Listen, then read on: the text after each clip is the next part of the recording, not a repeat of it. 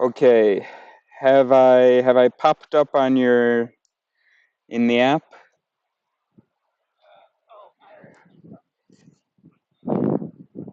I don't really know because I don't really know what you're looking at. But there's no notif, huh? Oh yeah. So you can see that. So you can see me waving right now.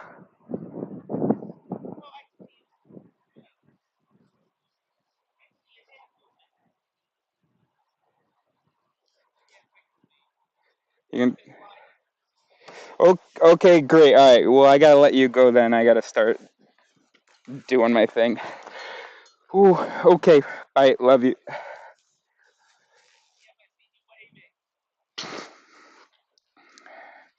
Okay. So I'm actually pretty nervous. All right. So, ooh, but I forget that this. Well, I was going to say that I forget that usually once the curtains open, I'm fine. But I'm actually feeling quite nervous right now. So anyway, so it's my birthday. So thanks for hanging out with me. I'm in Portugal,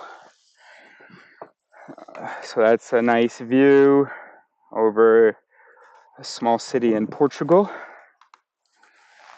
There's the Vangela. All right. Ooh. Okay, we're gonna have to get to the good stuff soon. I don't know how long this will take. Um, I want to explain to you how the mind works. I think there's other stuff that I wanted to say, but I've forgotten it now. My mind's a bit blank because of the nerves. So I'm just going to jump into it. So, as you know, I call myself a philosopher or a psychophilosopher. So I'm interested in the intersection of, I'm interested in psychology, reason, all that stuff, thinking, and the sort of the implications for questions that have been asked of fallacies. What is a fallacy? So a fallacy is typically defined as that man is not Bob. Logical fallacies are something that we do all the time. In fact, this taxonomy that they're working on is 1,000 items of information that is natural for a side or a conclusion, and the reason for your preference is not a reason for your conclusion. So what that means is if you say that a football team is the best football team and you are from there, you may be biased in that you are saying that it is the best football team conclusion about that thing you prefer. I phrased it more elegantly in the past, but I'm still nervous. But there's another thing. So that's how we use bias. Typically, that's not what we in the critical thinking community really talk about, actually. That's not people can easily be aware of those. Anytime you like a person or a thing that shares some unrelated quality with you, and that quality explains the preference, but can't explain the support of the thing, um, then we quickly will dismiss the person, and we will freely admit that we may be biased. Freely, in most low stakes situations. But there's something even more interesting. Another kind of bias. So influence, deviation, those are commonly used words. So that's what it says on Wikipedia. It talks about being a deviation or distortion or something. Um, um,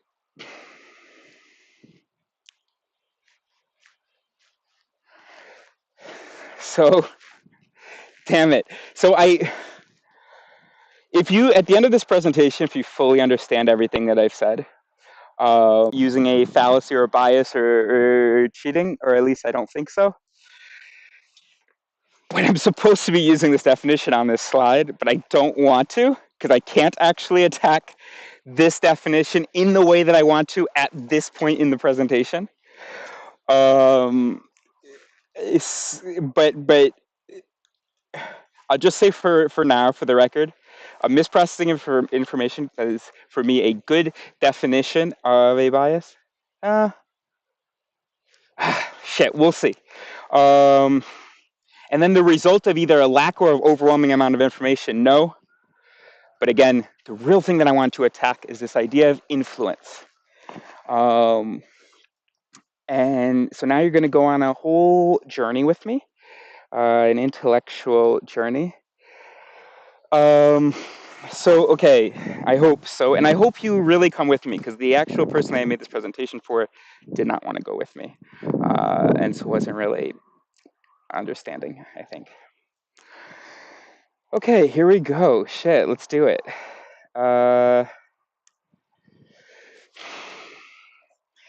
Okay, here, hang on. Can we, oh shit, is this gonna mess it up?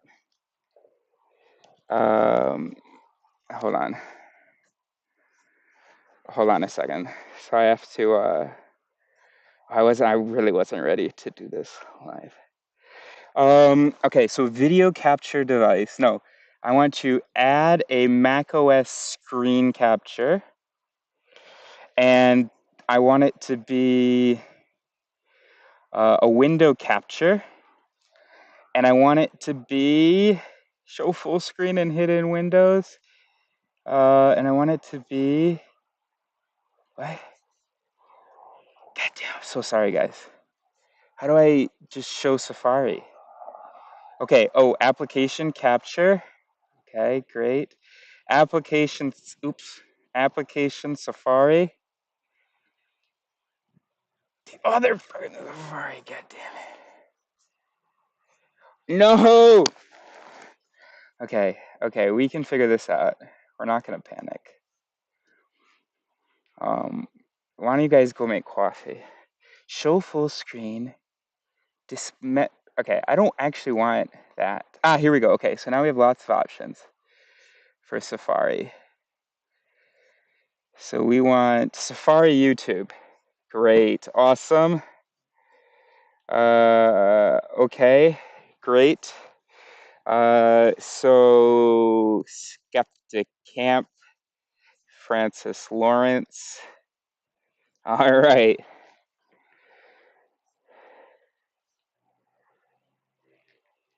Okay. Oh, I don't know what the audio. Oh, you won't be able to hear anything. Oh, I also have the audio off. You won't be able to hear anything. No, this isn't the right one. Okay, so God, I hope nobody's watching this. I should be able to see who's watching this, but I have no idea how to do that. Let's do another macOS screen capture. Okay. And this time we're going to go to window capture and we're going to show full screen and hidden. Not notification center. Okay. I'm going to remove that. Oh God. My girlfriend asked me why do you want to do it live? I think whatever. Just assume. Properties. Okay, we're getting really, really close. Safari. Thanks for hanging out with me on my birthday, though. Focus proxy. Nope.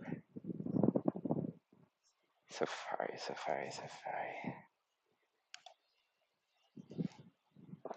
Menu bar. Nope.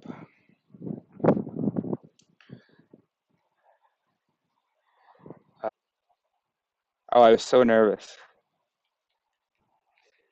Oh, I don't actually need you to see that. All right, here we go. Oh, great. That's all I wanted to show you.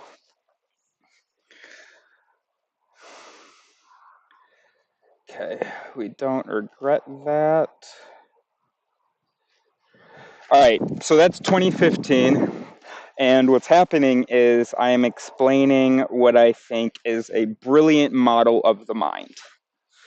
Um, I now know that it was completely wrong, but I think that you can understand it, and I think that it will reflect sort of an understanding of the mind that you can accept. And then I'm going to do something crazy and revolutionary, um, and it's going to be great. Okay, so we're familiar with Freud. So Freud has these three sort of levels of the mind or entities of the mind. We have this lower primitive instinct that he calls the id. We have the self, which he calls the ego. So that's your perspective. That's your main thing. And then he has the super ego, which is this oversight, this moral, this super consciousness, this the voice of conscience, things like that. Anyway, that's how I understand it. I don't really know anything about Freud, but I did borrow his id and ego. And so I had this model, bid, ego, sid. We're not going to talk about sid. All you need to know is right there. Um, the bid is my sister here. Oops, there she is. The dog here, happy to be helping. Um, and I am the ego, the self, and then next to me is the Sid. But again, the Sid doesn't matter right now. Okay, so are the bid, the ego, the Sid? So we talked about cognitive biases are these things that may influence our thinking. Daniel Kahneman, who is, I think, the most important person in psychology uh, for me, he talks about system one and system two in the mind. We might be able to compare system one to like the unconscious, your automatic instincts, your gut feelings, and maybe your cognitive biases, And then system two, we might be able to compare to the self, the more reflective, the more reasonable, etc. So system one is this really quick processing thing. And the brain evolves, of course, to answer questions as quickly as possible, to come up with solutions, reactions as quickly as possible, to quickly judge an enormous amount of information. Of course, it doesn't process all of it. It just chooses certain things, and then it, as quickly as possible, draws a judgment, a conclusion, finds an answer based on those things. And so that's sort of how we think of system one. Which is comparable to this bid in my bid ego sid model. I think this is going well. And then system one in the book, Thinking, Fast and Slow by Daniel Kahneman, based on his work with Tversky and another Israeli psychologist. Breaks it down into these two systems. Think the slow system, which is the system two, the sort of reasoning reflective system, and then the system one, this quick, automatic, instinctive thing. And so basically the idea is system one can come up with an answer, and then system two needs to sort of take a look at that answer and evaluate. It takes the time to evaluate, okay? We can't always depend on system two. Not possible. We did not evolve that way because we can't be sort of deliberating about every situation across which we come. We cannot, particularly, for instance, people, we cannot study them, evaluate them, consider their behavior, focus on all of that before we decide whether this person is trustworthy, whether we're going to let this person approach us, etc. So that's going to be a system one, quick analysis, and we're gonna get much more in depth about that later. So system one's going to have this quick analysis, and then the idea might be that then system two, since we aren't often in situations with like where there's going to be a physical assault in most people's everyday lives. So system 2 can take the time, sort of maybe evaluate the person if you engage that. And so that was my point in this presentation. I could just be playing this. That was my point in this. Oh, does it not want to do that? All right. So is it playing only when I'm on it? Yes. Okay. So that was my point in this presentation, is that the system 1 is kind of like a dog, and it's going to have this immediate big reaction to things. It's not going to be particularly good at evaluating the evidence, not like a human is, and so you need to be the master of the dog rather than the dog being your master. And what I mean by that is if your dog starts barking at someone, you don't just go, oh, okay, this person's definitely bad. Some people, mind you, do. They really do. They think that dogs are these all-knowing, incredibly intuitive beings, right? And so these are the people that love intuition. And that's another word for system 1, the bid. So let's say that you, ego, and your dog approach someone. So system 1, bid, the dog, has this reaction, and then you need to take the time to evaluate and then say, oh, hey, bid, actually, you're just barking like that because it's a big, strong man, but this person's actually is, we use all these awesome faculties of system 2 to just justify whatever system 1 says. So we have this really quick answer to something, and then we say, oh, okay, and then we think of whatever statistics might be relevant, or we use some fancy words in order to justify just our instinct. Here's an example of that. So in 2005, there was an experiment done in which subjects were shown 2 images. These are 2 candidates that had competed against each other in a political race in the United States, maybe for senator, governor, whatever, it doesn't matter. And of course, if the subjects knew the candidates and or the result of the race, those data were disqualified. And so you're presented these 2 pictures. I actually finally read the article after years of talking about this experiment from having read about it in books. So forgive me, but I think I get the important thing. Yeah. And you have less than a second, I think, maybe 250 milliseconds, or maybe that's the whole free will thing. You get a very short period of time to say which of these faces looks more competent to you. And I know I was getting the statistics wrong.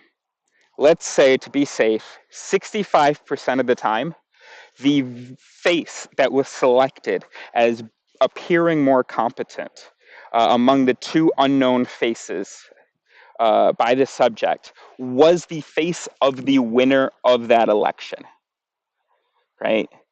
Now, of course, if we were reasonable voters, we would assume that it would be unrelated, so like 50%.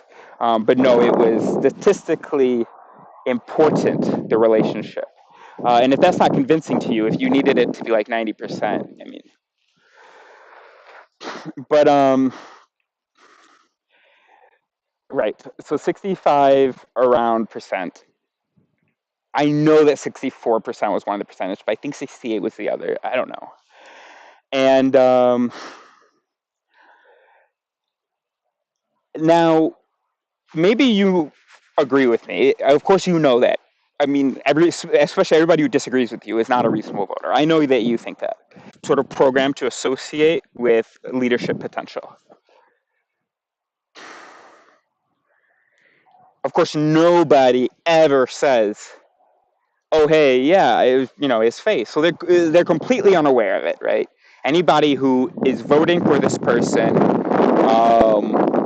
and is influenced, I don't like that word, we're going to talk about it, by their face, they're of course not going to say that. So instead, when System 1 says, that one's better, because I associate its faces with more, with a better leader, I associate.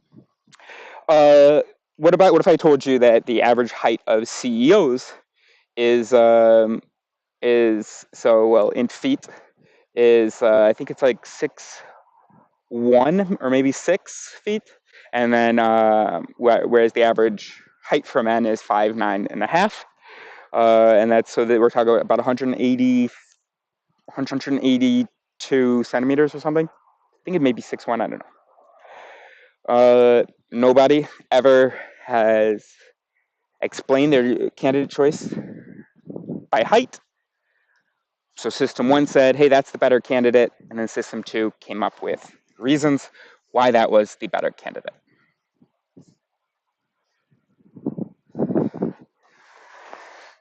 So there you go, a whole bunch of words for this bid thing. And then we have ego, the conscious agent, the self, the soul, reason, rationality, thinking clearly, system two, etc. So as I've sort of said, how long have I been going, by the way? Oh, fuck.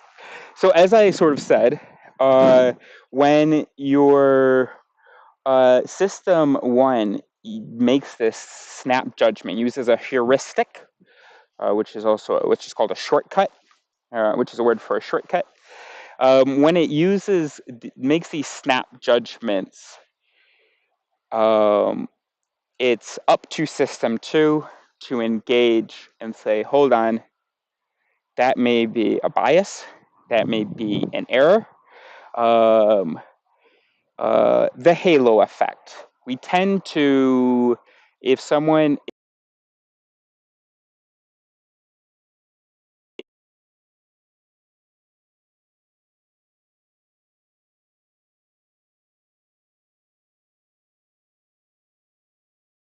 okay, we should be back.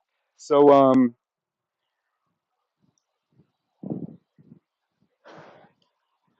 halo effect. So if somebody is good in one domain, maybe they're smart, maybe they are attractive, maybe they're nice, whatever. We tend to think that they are good in other ways. It's not that we literally think it in the sense that we say, "Oh, you must be smart. You're beautiful." No. And if I had already explained my whole thing, it would be very easy to explain what's actually happening, and that's why I had to invent a whole bunch of words actually. but but so we will tend to rate that person though as higher in other ways. So for instance, you are asked to rate the intelligence of two people based on images. We tend to rate the intelligence of a sorry, not at the same time. We tend to rate the intelligence of someone attractive higher than we rate the unattractive person. Now, if we were looking at them together, we might put the same. But it's just you show this person 10 attractive people that are and then this person and or all these people 10 ugly people, all these people 10 attractive people, and those their ratings. Okay, you follow me? Hopefully you do. And so that's called the halo effect. So when that happens, when system one says, "Oh hey, this guy's smart," yeah, then the idea that system two says, "Whoa, that might be the halo effect, bro," and be reasonable now. And now we've arrived at the crux of it. What does that mean? So like I've got like these offices in my brain for these quick, fast judgments. God damn it. And then where's the mic?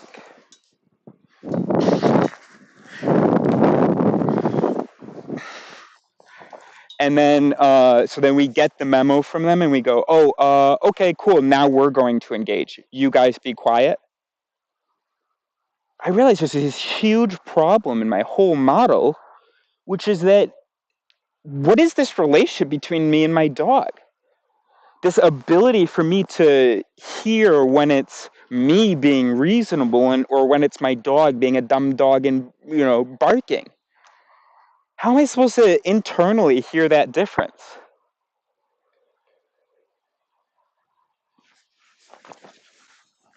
So I realized something kind of crazy.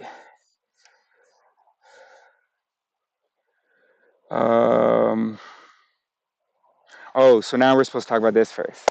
Okay, so the dangers of this this system one, system two, or this conscious, unconscious, or this biases are influencing me, and but I exist as my own, and they are external to me. Um, One biggest problem is the illusion of control. So now you think, okay, I'm going to stop being biased now. Hey, think reasonably, think clearly. You know, oh my gosh, you're such a fool. You just made that cognitive bias error. You just deviated from your rational state. You lost control for a second. But we can have control, and anybody smart maintains it at all times. Illusion of awareness, knowing which of the things that you say are bullshit barking and which of them are these quote unquote reasonable things. Then there's a lack of humility. Oh no, I don't make mistakes. My dog does. So if I really believe something, like it wasn't because my dog was barking.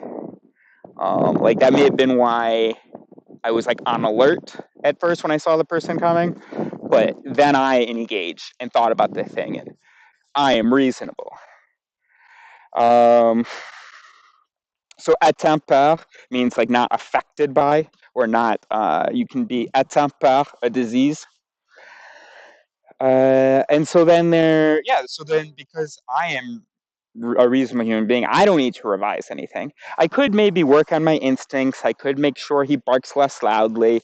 Um, but I am reasonable, so no need to change. Um, and then other people who believe in these crazy things, um, they have like broken brains, or they know exactly what they're doing, and they're trying to hurt other people and whatever. Um, do I want to explain that more? Uh, And then there's also this idea that other people, they let their dogs run the show. I'm reasonable. They're biased. They're not thinking clearly.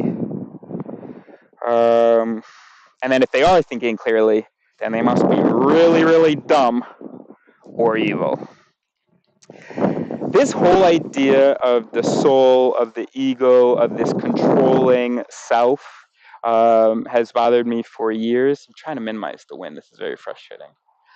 Um, because I don't want to have to do this presentation again.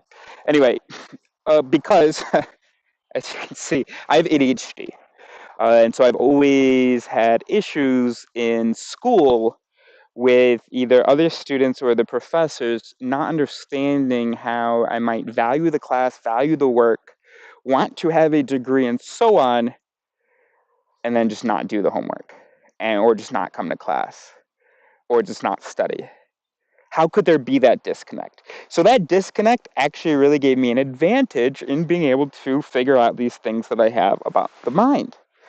Um, People would always say, like, if you wanted to, you would. Most people, when they were trying to be helpful, and ADHD people are probably very familiar with this, whenever we explain how we have trouble getting something done, doing things, they say, oh, well, you just, neurotypical people, they say, oh, you just got to find something you're interested in. It's like, shut the fuck up. You don't know me, bro. Because I'm interested in this, and I wish I was reading every day, or I wish I was writing every day, and so on. But I'm not. Um,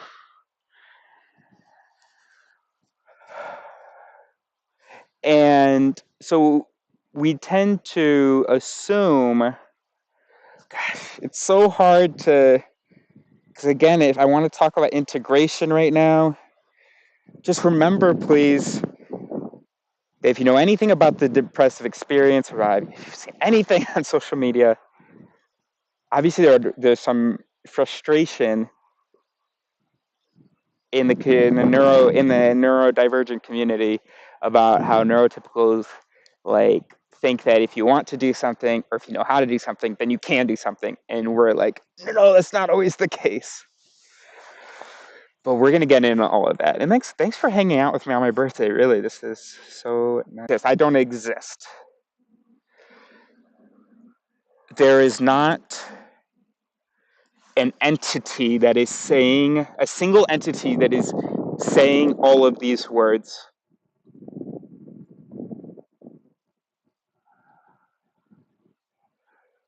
Like one entity said a word, another entity said a word, another entity said a word. Um, and it's just so obvious. I hate that it's so hard to get people to sort of believe me on this because, I mean, just look at it's 2020 for the first time I'm saying 2023 like that should like it's we're in the future. Usually I say it's only 2023, but for a couple hundred years now, maybe longer in some cultures and in some periods or farther back, we've understood that the brain is what you are, and the brain is not a single thing. It is composed of 100 billion neurons and 10 times as many glial cells. Glial cells are just these support cells, but we think may play more of a role than no role in cognition. Cognition just meaning thinking, basically.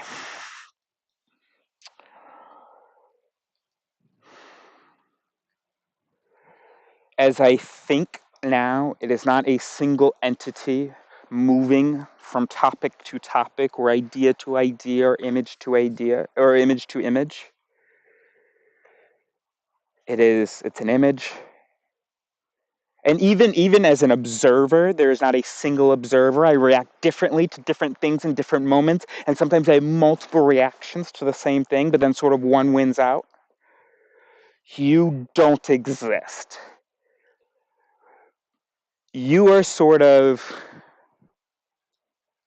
imagine that you think of yourself as a forest, this single thing, this forest.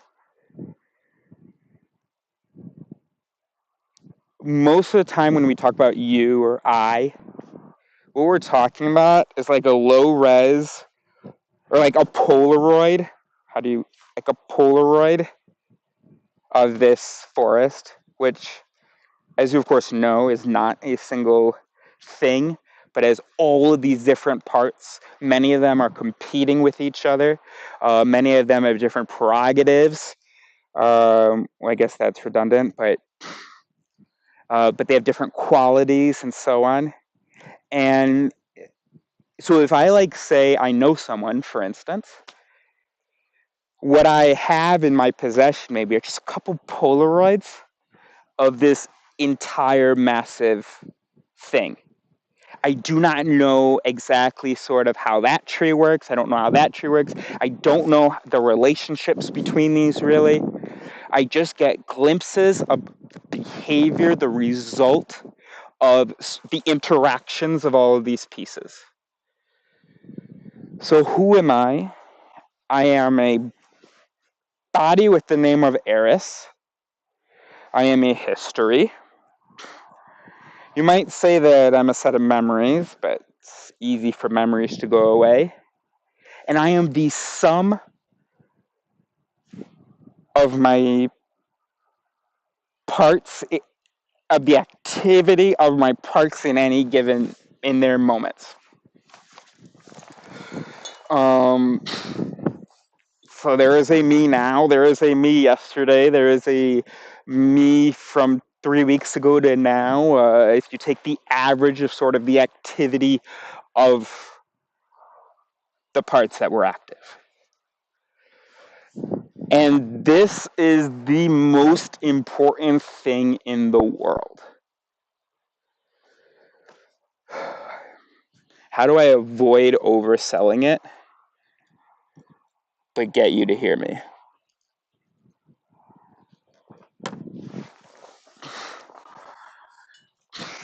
This changes everything, and I know this uh, because when I have conversations with people, like everything they say seems wrong to me. And it's because of all these the foundation of like the way that we think about things, talk about things, feel about things. It's all based on the idea that we are a single, comma, integrated entity. But we are not. And if you understand what I'm saying, if you follow me along in this presentation, you'll see that that gives us a great deal of hope. It also takes a lot of pressure off.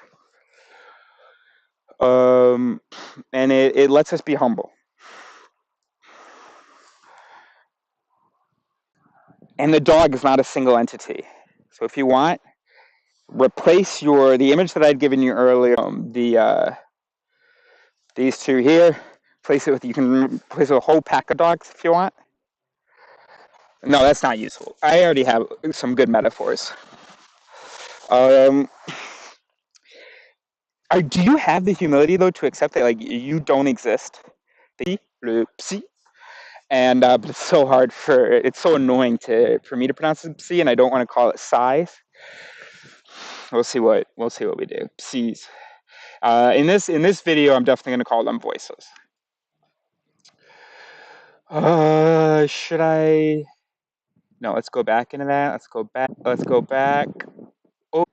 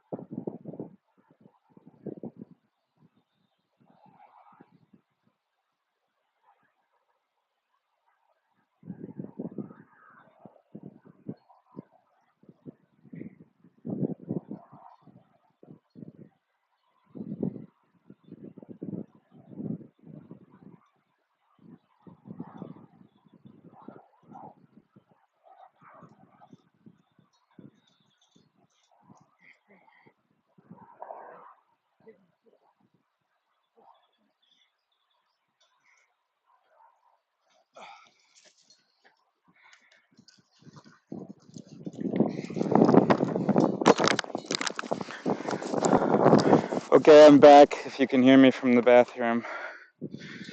Okay. Oh, I can't believe I'm literally saving your lives. I don't know what I'm. Okay, anyway. All right, so.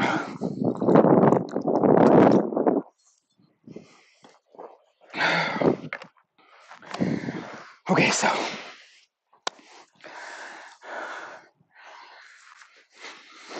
People in the audience of the courtroom, they're kind of shouting things out during the trial. So you've got, let's say, two lawyers, if you want, and you've got the judge. Yes. See, throughout history, can you see me? No, not really. Throughout history, our concept of self has always been between, I think, one and three things in cultures with which I'm familiar. So sometimes we have a monkey on our back. Sometimes we have a demon. Sometimes we have a conscience, in which case we're two things. We are the self and then the conscience, just like with the monkey on our back. Sometimes we are two wolves competing. Sometimes we are three things, like with Freud, we have this unconscious, conscious, and this super conscious.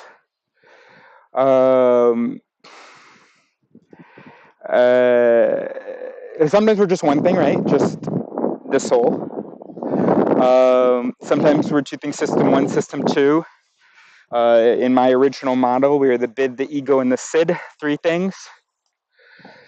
I feel like I'm missing some major classifications, but anyway, the point is there tends to, most of the time that sometimes there's like the mind, the heart, and the soul, and the body.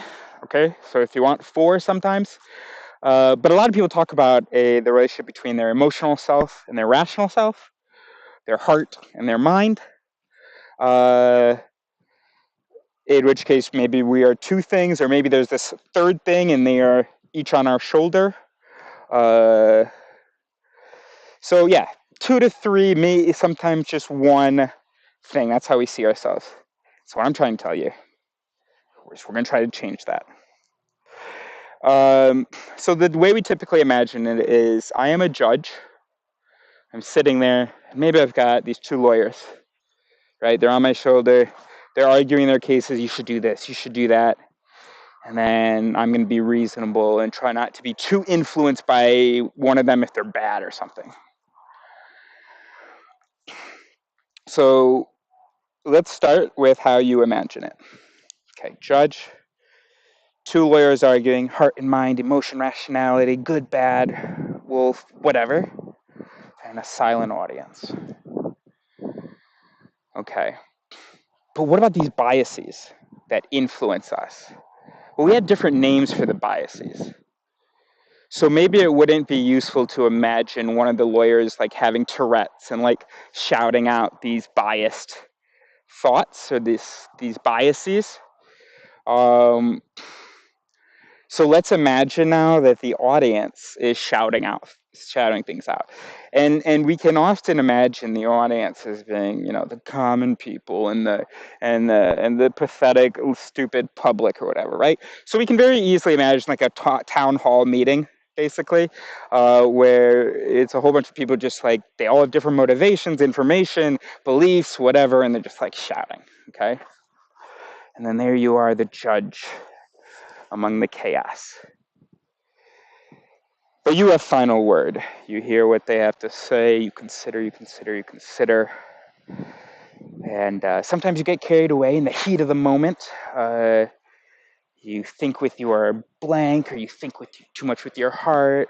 You see red, whatever. And so they start scribbling decisions. But then you come to your senses. You come back to reason. In French, we say come back to reason.